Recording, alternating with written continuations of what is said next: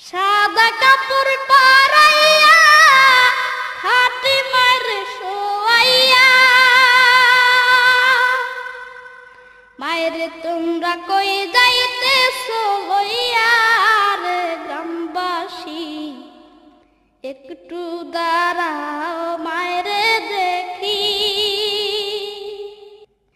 কত গভীর রাত রে আইসা দেখছি বার